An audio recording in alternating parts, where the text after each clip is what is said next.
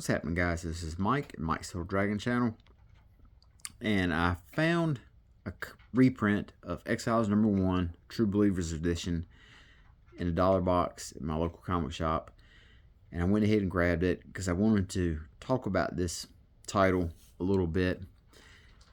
It's a book that at the time when it came out in early 2000s, I believe it was 2000, 2001, it was really well received, ran for quite a while, I believe 100 issues, but it's not a book that we hear a lot about anymore, and I find that really weird because its main hook is multiverse and variants.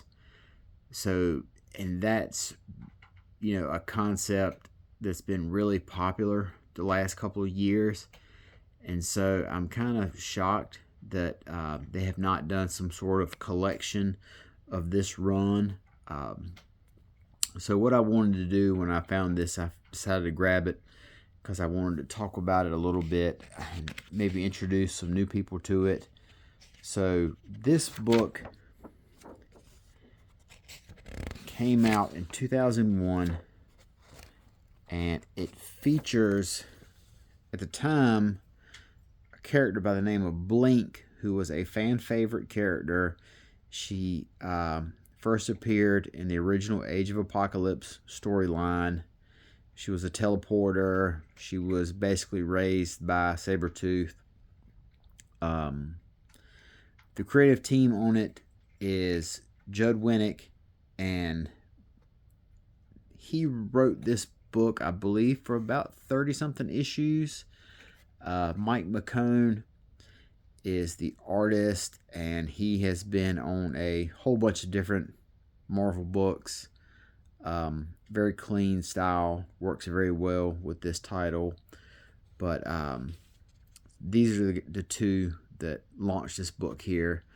And Blink here,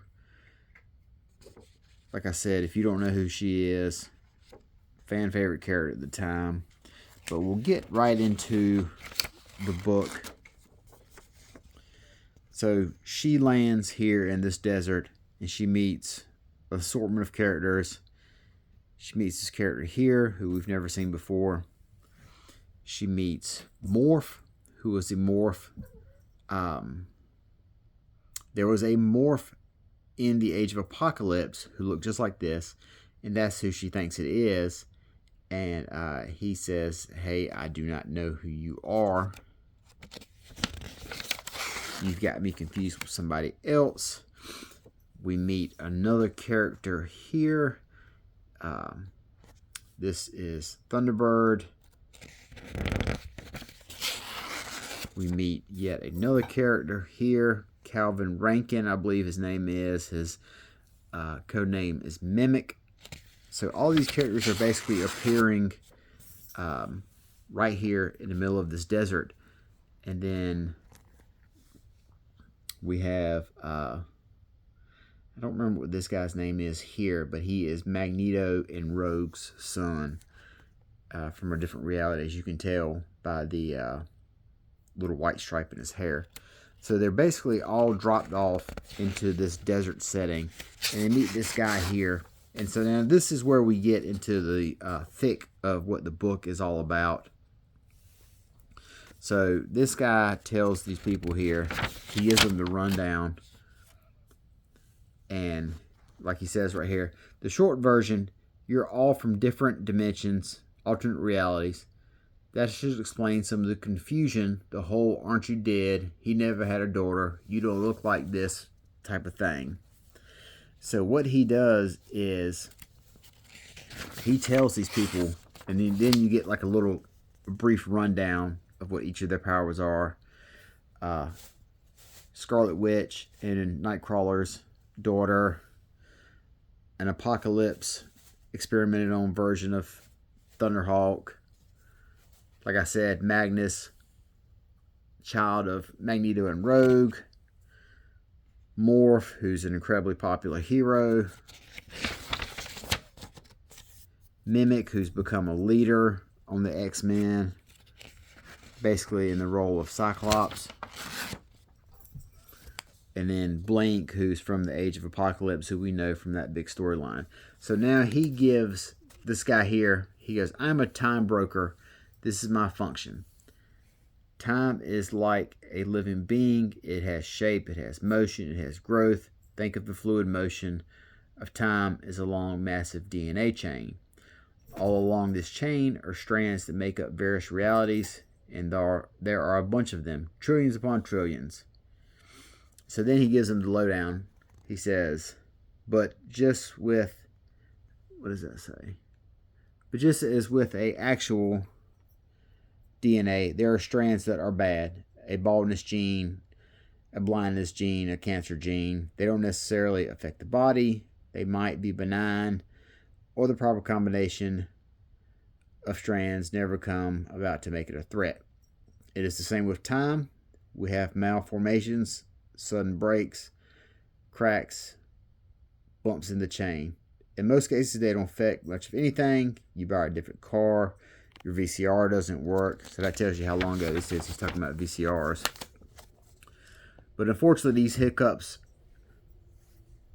and very well structured ones, there will be a break in that will cause a domino effect into other parallel worlds. One hiccup into another, and into another. That's all you happen. And then there's a ripple in time. New events in your past have transpired and altered each of the paths that you now live. So basically what this guy's saying is time sometimes has, the timelines have glitches in them, and the glitches in those timelines affect people, and it affects these people here. You know, and never, it doesn't affect them for the better part of it. You know, you see here, instead of being an incredible hero, Mimic turns into he is a bank robber, and there's a huge explosion. 47 people die, and he's now on death row.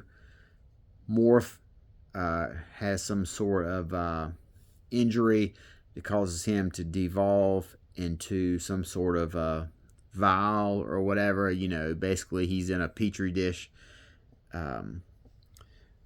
Nocturne, your father was killed during a battle with the Hellfire Club. It would be at the hand of your mother, Mystique. You know, so everything happens to these people when there's terrible things.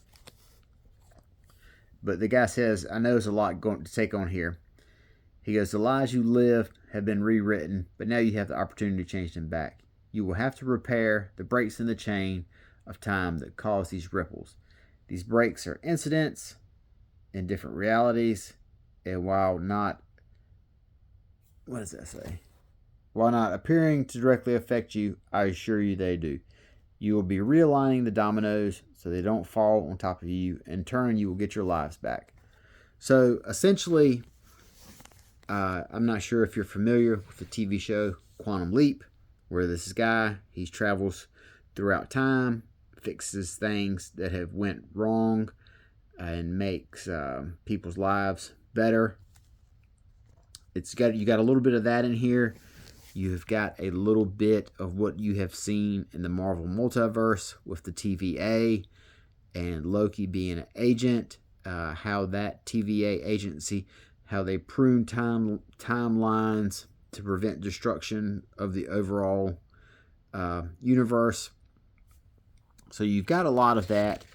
And what the guy says, the carrot he is dangling in front of all these people, if successful, you'll return to exactly when you left, unaged and unchanged. But the dangers are real. You can be injured, you can die, or you can fail, etc., etc., etc. And if you fail, it will return you to these circumstances. So that is basically what the mission statement is. You've got a group of heroes here, plucked out of their reality, charged with traveling the multiverse to fix things that have went wrong. And when you fix those things that have went wrong, one of you gets to go home. There's a chance you can go home. Now, one of the great things about this book and books like it is, as we see that today with the multiverse and, like the Spider-Verse movies and, DC with all their different multiverses, you get to take a look at different characters, different situations they can be in, different designs. And because it is set outside of a main continuity, you are not really hamstrung in regards to storytelling. So in this issue right here, they are charged with breaking out Professor X out of a facility in the desert. So they break in, they find him. Everyone's telling them, we got to get out of here. Look at these guys. Look at this guy here. He's kicking all our asses. So they're destroying these guards. They're getting to Professor X. They find him. They rescue Professor X.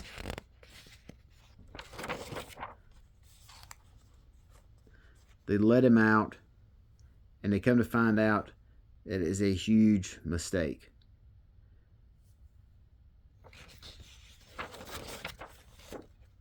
This Professor X here, he says, I am no teacher for the likes of you.